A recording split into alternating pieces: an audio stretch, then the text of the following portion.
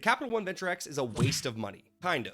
I'm Burke, and let's talk about the Capital One Venture X. How much value you get for the card, and at the end I'll tell you why there's probably a better card that you can get.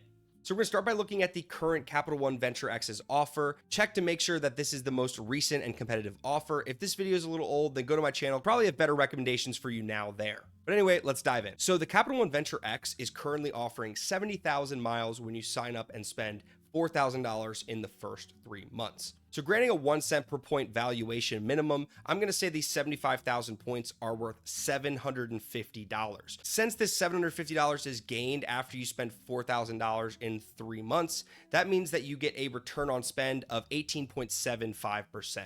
Return on spend is something similar to a return on investment, where the amount of money you spent to reach the minimum spend goal, you are getting 18.75% of that back, which is that $750 value. I do think this is an important way to look at it because at the end of the day, that's money you would have spent already if you're doing this correctly. So effectively, that 18.75% that you're getting back is just value that you get for spending money you would have spent already, a return on your spend. So now that we have a $750 in net benefit on this card, we can factor in the fact that there's also an annual fee, which is on the higher end, sitting at $395, meaning you're essentially paying $395 to get $750 in free travel, which brings the net benefit down to $355 after that annual fee. Moving into the other main benefits you get on this card, you also get a $300 travel credit, which means whenever you spend money on the card, up to $300 will be reimbursed to you on your statement, basically just giving you that money back. In addition to this, you also get a $120 annual credit towards global entry or TSA PreCheck. And assuming you make the most of both of those benefits, it's going to bring the total value up to $1,170 in the first year, or $775 after taking away the annual fee. Then moving into the second year, you earn 10,000 miles as an anniversary gift for having the card, which is worth about $100 or more. Then the $300 travel statement credit and the $120 global entry or TSA PreCheck credit also gets reimbursed. In other words, the second and subsequent years, you get $520 in new value or $125 after factoring in the annual fee that also recurs. So this credit card offers a good amount. You get $775 in free travel in the first year, and then in recurring years, you get $125. So what's the problem? Well, the problem is it's not enough. And to explain that, I have to explain the Capital One's better card, the Venture. Removing the X, we get the Capital One Venture card. And this card has an annual fee of $95 instead of $395. And you would think with this, there certainly is going to be way less value. Well, no.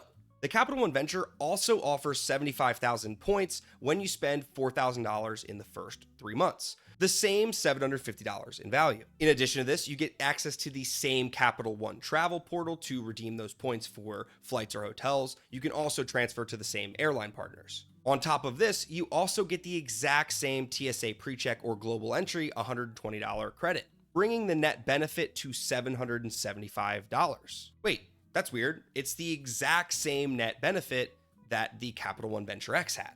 But didn't the Capital One Venture X give you $300 in travel credits? Where's that factoring in? Well, the Capital One Venture X costs $300 more, which means that if you are paying for the Capital One Venture X, you're essentially just paying $300 more to get $300 more in travel credits. And at that point, I'd rather pay less in an annual fee and use that $300 where I want to. Now, I won't mislead you. In year 2 and in subsequent years, you do get a larger value because you get that 10,000 points every anniversary. So you are effectively getting $100 more on that card than you would on the other card every subsequent year. But that's up to you if that's worth it enough to keep that card. And for me personally, when I originally got the Capital One Venture, the Venture X just didn't have enough of an offer to convince me to get it instead. So what am I saying here? Get the Capital One Venture, get the Venture X? Well, I'm saying to make a choice that makes sense for you.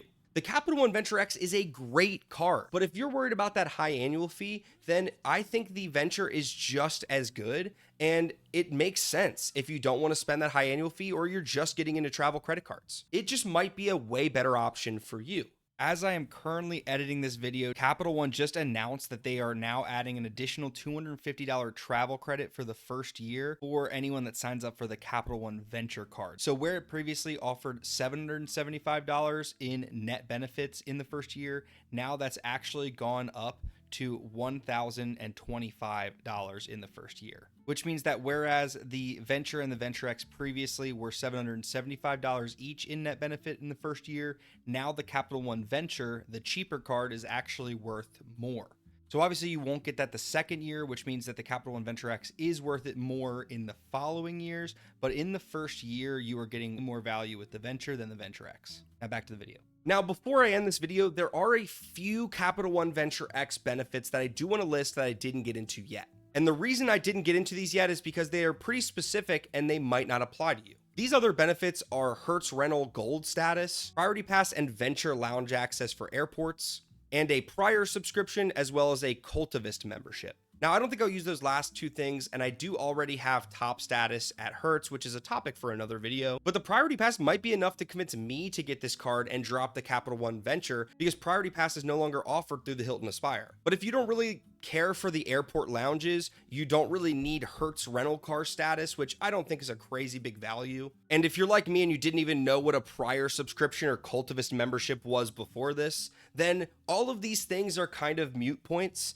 But if those things matter to you, then they are other reasons to get the Venture X. And if you factor those in with the $100 more each year, for you, the Venture X might be the best option. And if it's right, then I encourage you to go for it. In fact, a great way you can support the channel is using the link in the description when you sign up. As always, check the link to make sure it is the most competitive offer, but if it is, using that link to sign up is a great way to support the channel. And I would really appreciate it. But the Capital One Venture is basically just as good. And if you have a cap on how much you want to spend on annual fees every year, the Venture is a way cheaper buy-in, and that's the same link in the description as well. But if you have any dollars left on your annual fee allowance for the year and you want to get the best travel credit card duo out right now, then you can check out this video right here. And as always, thanks for watching.